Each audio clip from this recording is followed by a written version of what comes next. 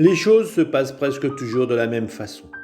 Cette fois, il m'a semblé que Jésus hostie était là dans mon cœur, m'inondant de nombreux rayons provenant de la Sainte Hostie. Plusieurs fils sortant de mon cœur s'entrelaçaient avec les rayons émanant de l'hostie. J'avais l'impression que par son amour, Jésus m'attirait à lui, et que par ses fils, mon cœur l'attirait et le liait entièrement à moi.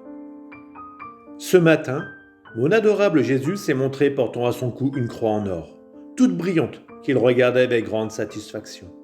Soudain, le confesseur surgit et Jésus lui dit « Les souffrances de ces derniers jours ont augmenté la splendeur de ma croix, à tel point que c'est pour moi un délice de la regarder. » Ensuite, se tournant vers moi, il me dit « La croix donne à l'âme une telle splendeur qu'elle en devient toute transparente.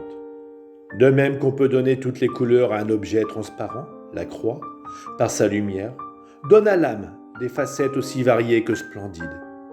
D'autre part, sur un objet transparent, on peut facilement détecter les poussières, les moindres taches et même les ombres. Il en va ainsi avec la croix. Puisqu'elle rend l'âme transparente, elle lui permet de repérer ses plus petits défauts et ses moindres imperfections, à tel point qu'aucune main de maître ne peut faire mieux que la croix pour transformer l'âme en une demeure digne du Dieu du ciel.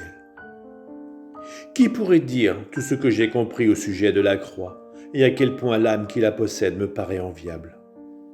Ensuite, il m'a transporté hors de mon corps, et je me suis trouvé au sommet d'un très haut escalier, sous lequel il y avait un précipice. Les marches de cet escalier étaient mobiles et tellement étroites qu'on pouvait à peine y poser la pointe des pieds.